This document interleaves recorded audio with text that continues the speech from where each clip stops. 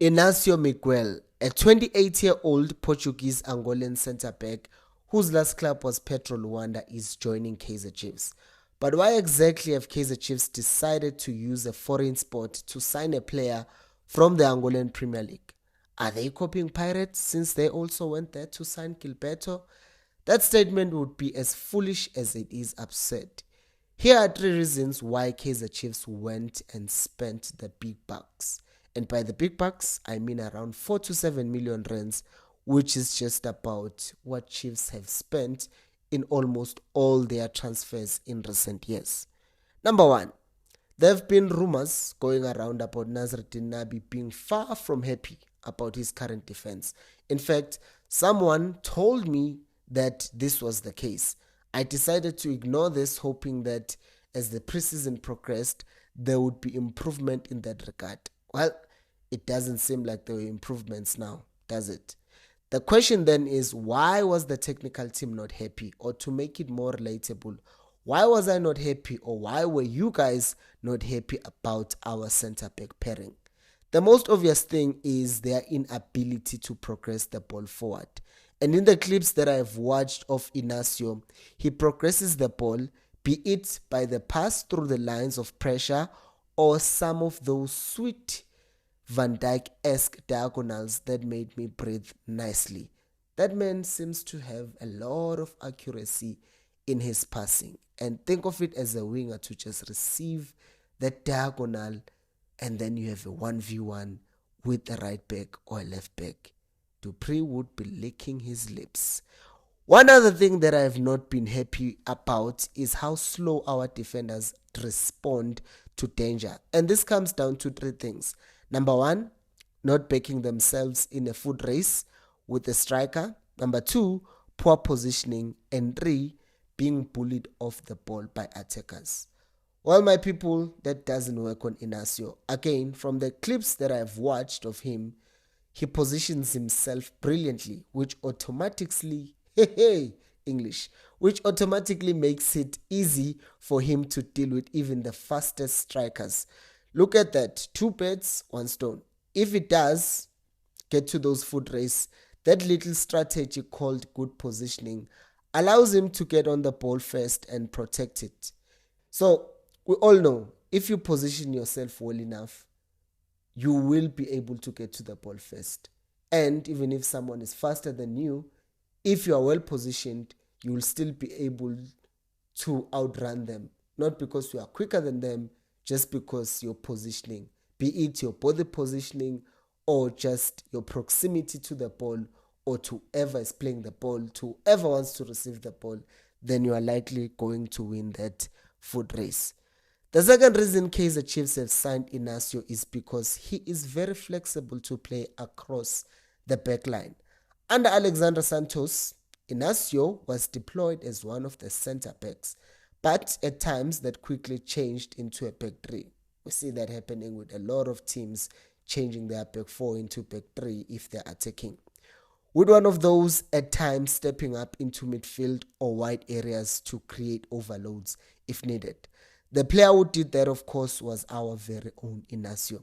Him being comfortable on the ball doesn't just mean he can help in build-up as a centre-back, but he could also play as a right-back, with Riff Frostler's form seemingly not getting any better, and not having a player who mainly plays as a centre-back playing full-back isn't new, right? We know a player who's a centre-back can be played as a right-back. I mean, look at Man City, what they've done with Vardiol, Akanji, and Stone. Barcelona have converted Jules Kounde into a right back, and several other teams like Arsenal have found success using this strategy as well. But what do I know? I'm just trying to get more subscriptions. Speaking of which, show that subscription button some love. Danko. Reason number 3, he can play as a number 6. Well. We're talking about this position again, aren't we? Yusuf Mat has tried as number 6 in our game against Yanga. Actually, that's incorrect English. Yusuf Mat was tried as a number 6 in our game against Yanga, and despite his best effort, it did not really suit him, did it?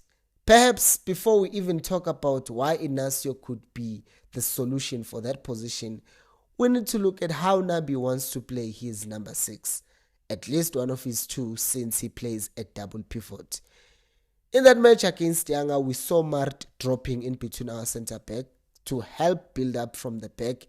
The issue with this was in the next phase of play, Mart would sometimes move up the field while there was a huge gap between the centre backs, which was what led to one of the goals. Again, this is not entirely Mart's fault, as his natural instincts are those of a box-to-box midfielder. I've said this before, I think Mart is an 8 box-to-box rather than a 6.